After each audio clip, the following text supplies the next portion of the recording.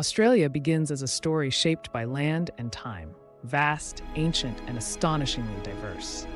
Here in the tropical north, where emerald rainforests meet luminous turquoise seas, we encounter spectacular landscapes in one of the planet's oldest living cultures. This episode journeys from the beaches and rainforests of Queensland's northeast coast to the ochre desert of the Red Centre, revealing millennia of human history, breathtaking natural wonders, and the forces that shaped modern Australia. Long before the country carried its modern name, First Nations peoples lived on this continent, over 65,000 years of continuous culture. The Aboriginal peoples of the tropical north, including the Kuku-Yalanji, Jabugai, and many others, developed sophisticated knowledge systems. They read the seasons not by dates, but by subtle patterns in plant cycles, animal migrations, and wind. They navigated dense forests and rugged coasts with an understanding passed down through oral traditions known as dreaming or dreamtime, stories that carry spirituality, moral law, and the profound relationship between people and land. The Daintree rainforest is sometimes called the world's oldest rainforest, an ecosystem tens of millions of years older than the Amazon. Entering it feels like walking into a biological time capsule. Towering fan palms, prehistoric cassowaries, and moss-covered streams create a world unchanged since the age of dinosaurs.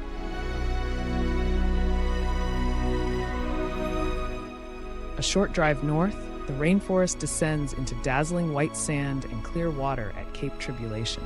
This is the only place on Earth where two UNESCO sites, rainforest and reef, touch. The Kuku-Yalanji people call this region their traditional homeland, and their stories describe how spirits shape the mountains, rivers, and coastline we see today. Stretching 2,300 kilometers, the Great Barrier Reef is the planet's largest living organism and one of its most intricate.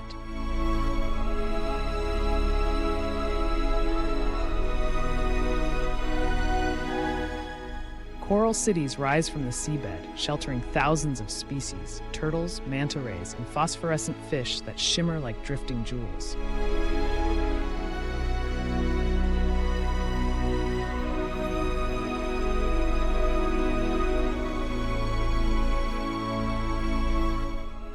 Nearby, the Whitsunday Islands form a surreal mosaic of turquoise water and swirling silica sands.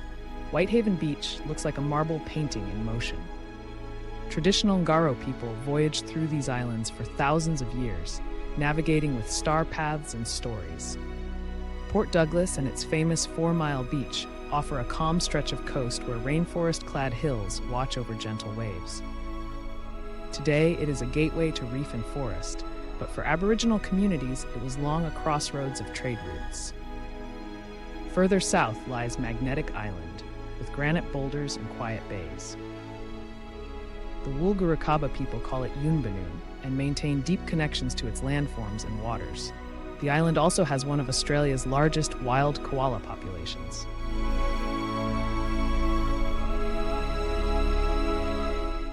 Leaving the lush tropical north, the landscape shifts. Forests fade into open savanna, then into the vast interior, the Red Centre. This region feels eternal, its silence almost physical, its scale humbling. For tens of thousands of years, Aboriginal peoples lived with the desert's rhythms. Waterholes, rock shelters, and ancient pathways shaped a rich cultural map across a land that early Europeans often misunderstood as empty. In truth, it was, and remains, intensely alive. Uluru rises from the desert like a monolith of memory. For the Anangu people, it is a sacred being formed by ancestral forces. European explorers first reached this region in the 19th century, and their arrival brought upheaval, new diseases, displacement, and cultural disruption.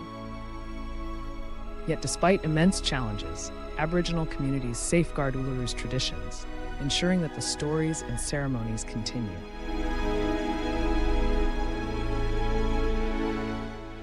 West of Uluru lies Kata Tjuta, 36 domes rising from the earth like ancient cathedral stonework. Their name means many heads, and for the Anangu, they hold some of their most sacred knowledge.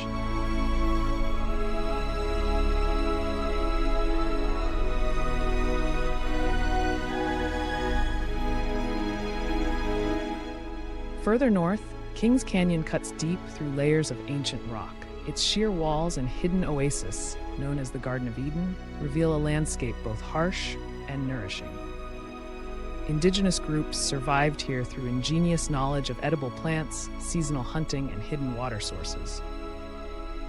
The Northern Territory is a land that seems to breathe. From above, its landscapes unfold in sweeping waves, wide horizons of red earth, ancient rocky plateaus, waterfalls, and winding rivers that carve their way through deep time.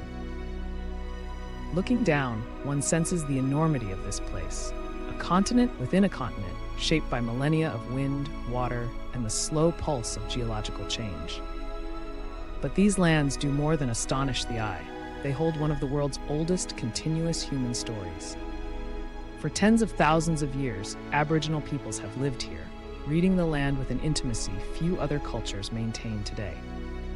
Their knowledge, carried in songlines, ceremonies, and stories, maps not only the terrain but the very origins of life. During the monsoon season, the land transforms into a canvas of emerald greens and golden floodplains. We witness the rhythm of the wet and dry cycles that Indigenous custodians have understood for thousands of years. In Arnhem Land, the stone country glows beneath the sun, its ancient cliffs sheltering rock art galleries that trace humanity's presence across deep time. These artworks are not relics, but living pieces of cultural identity. Messages passed down through generations, reminding us that the human story in Australia began long before written history. When Europeans eventually reached northern Australia, they introduced new technologies and global connections, but also conflict, dispossession, and profound cultural change. Today, Indigenous rangers co-manage Kakadu National Park, blending ancient knowledge with modern conservation. From the tropical coastlines of Queensland to the monumental forms of Uluru, this journey reveals Australia not as a single landscape, but as a tapestry of worlds, each shaped by deep time, First Nations cultures, and the complex legacies of European arrival. Episode 1 is just the beginning. Next, in Episode 2, we travel south into Australia's coastal cities, national parks, and wine regions.